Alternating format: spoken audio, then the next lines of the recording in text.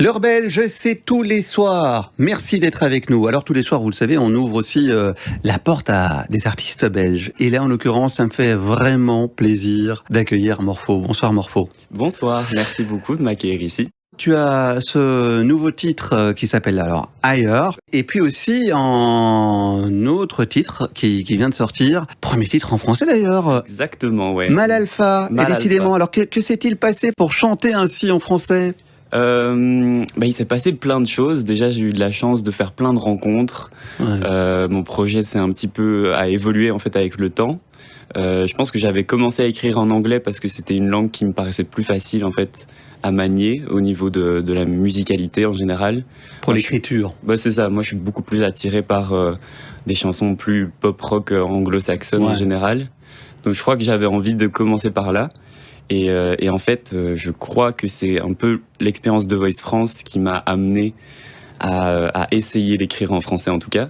Et finalement, j'ai plutôt apprécié. Donc, Ça inaugure peut-être d'autres titres en français. On peut peut-être dévoiler ça ou... Peut-être en effet qu'il y aura la suite sera peut-être dans cette même langue. À suivre. Alors c'est vrai que quand tu parles de Voice France, on peut préciser que tu étais dans l'équipe de Zazie. Tu as même fait du coup la première partie tout de même de Zazie. C'est pas n'importe quoi. Et du coup, c'est peut-être tout ça aussi qui t'a donné envie peut-être de réfléchir à écrire en français finalement, entre autres choses. Quoi.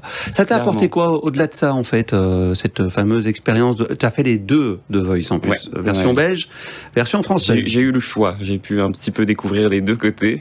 Et j'avoue que c'était très différent, surtout parce qu'en fait j'étais aussi plus âgé pour The Voice France. Et je crois que c'est une expérience qui est importante de faire quand on a 16 ans. Je trouve personnellement que c'est un petit peu trop jeune. Ça reste une émission de télé, ça reste un show, et donc c'est pas toujours facile de se mettre là-dedans. Mais en effet, ça amène tellement d'opportunités qui sont assez dingues. Moi, j'ai eu tellement de chance du coup d'être dans l'équipe de Zazie, qui est une femme et une artiste extraordinaire.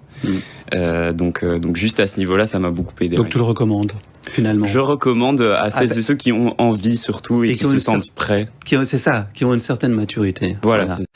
Morpho d'ailleurs, ce pseudonyme, parce qu'à la base tu t'appelles Mathias. Morpho qui est donc ce nom de papillon, ce papillon bleu, voilà. Exact. Et à l'image de ce papillon bleu que l'on a, pour l'image derrière toi, pourquoi pas évoquer éventuellement ce pseudonyme de ce papillon, la couleur bleue qui t'a intéressé avant toute chose? Je sais pas si c'est juste la couleur bleue, je pense que c'est vraiment le papillon en tant que tel et qui, je trouve, est vraiment... Il y a un truc très féerique, très mélancolique dans ce papillon-là qui est bleu du coup. Et puis le nom Morpho. Et puis le nom qui correspond vraiment 100%. J'avoue qu'en fait, quand je l'ai choisi, j'avais pas cette conscience que ce nom d'artiste était vraiment aussi parfait pour le projet que j'avais envie de mener. Parce que du coup, ça fait référence en effet à morphologie, à métamorphose. Donc il y a vraiment tout ce travail avec le corps, etc. Donc, très bien. Alors justement, puisqu'on parle de métamorphose, tu viens en fait d'où toi? Parce que si j'ai bien compris, à la base, initialement, tu étais vraiment sur les rails, sur des études en Sciences Po. Exactement. Rien à voir, quoi. Rien à voir. Et en même temps, c'est ce que je dis toujours à mes parents, parce qu'ils me disent oui, mais t'aurais pu continuer. Mais en fait, ça m'a vraiment appris beaucoup de choses. Et je crois que le fait d'avoir compris un peu le monde, la société en général, etc., ça m'a donné envie aussi d'écrire des chansons. Parce que tu as des textes engagés. C'est en tout cas mon but, c'est oui, en effet, d'avoir ce côté engagé dans ma musique. Alors, tes influences, peut-être, ça c'est toujours aussi intéressant pour connaître un artiste. Qu'est-ce qu'il écoutait avant de créer son propre univers? Je suis passé par pas mal de phases, mais c'est vrai que c'est toujours la pop rock qui m'a le plus inspiré. Donc du Radiohead, Coldplay évidemment, qui est mon groupe favori, London Grammar, et puis en Belgique on a pas mal de beaux artistes. Mais justement, c'était une de mes questions. Oui, j'en ai plein des questions. Ton regard sur justement la scène musicale belge ici en 2025? Moi, je suis complètement fan. J'avoue qu'il y a un truc assez spécial, même au niveau des festivals en Belgique, qui mettent en avant la musique belge, qui peut vraiment représenter tellement de styles différents. Il y a ce côté où on a envie de d'aller au plus profond de l'art, et je trouve ça vraiment magnifique. Moi, je suis hyper inspiré par Tamino, par Charles, Musti. Tu vas faire sa première partie, hein. Exactement. Ouais, c'est ça. Février à Forêt Nationale. Donc, ah là là. Et il y a du stress là, qui monte, ou comment on se prépare à ça d'ailleurs? Je crois qu'on se prépare pas trop.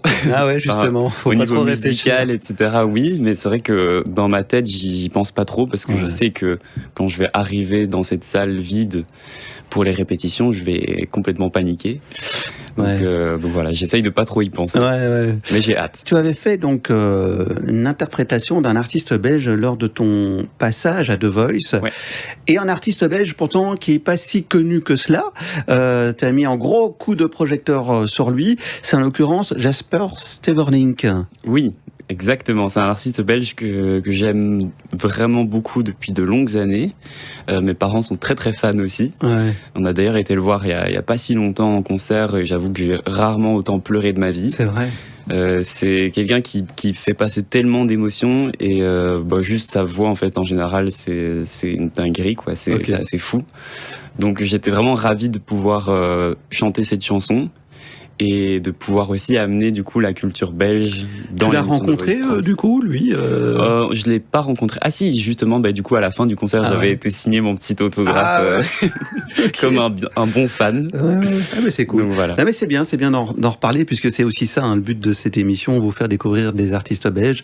Alors, on va parler peut-être là maintenant, tu sais, de ton processus de création un petit peu, parce que toi, tu es un laborieux, si j'ai bien compris, c'est-à-dire que tu prends vraiment le temps, tu fais beaucoup de choses toi-même, c'est-à-dire l'écriture, la composition. Je sais que, alors ça, les gens ne réalisent pas toujours, mais c'est vrai que ça prend parfois beaucoup de temps d'écrire un morceau. Explique-nous un petit peu comment tu vis tout ce processus. Déjà, j'adore en fait ce processus-là, parce que même si ça prend énormément de temps, c'est toujours hyper chouette de pouvoir passer par ces phases-là, de découvrir, d'essayer des choses qu'on n'a pas spécialement l'habitude aussi de faire. Donc moi, je compose souvent des mélodies piano-voix. Et puis j'ajoute du coup des textes. Je fais aussi parfois des petites démos chez moi, donc avec mes logiciels, etc. Maquette, quoi, Voilà, c'est ça. Mais après, il y a évidemment tout un travail qui est fait par la suite avec des producteurs, des musiciens, mon ingénieur du son qui est aussi mon manager, qui sublime à chaque fois les chansons d'une manière phénoménale. C'est important de bien s'entourer aussi. Complètement. J'aime bien poser ces deux questions, tu sais, récurrentes.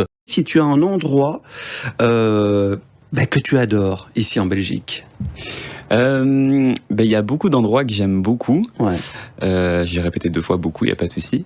Mais en général, j'avoue que en fait, j'adore aller chez mes parents. Donc on est plus dans la campagne, donc il y a ce côté où... C'est le Brabant wallon, toi? C'est ça, exactement.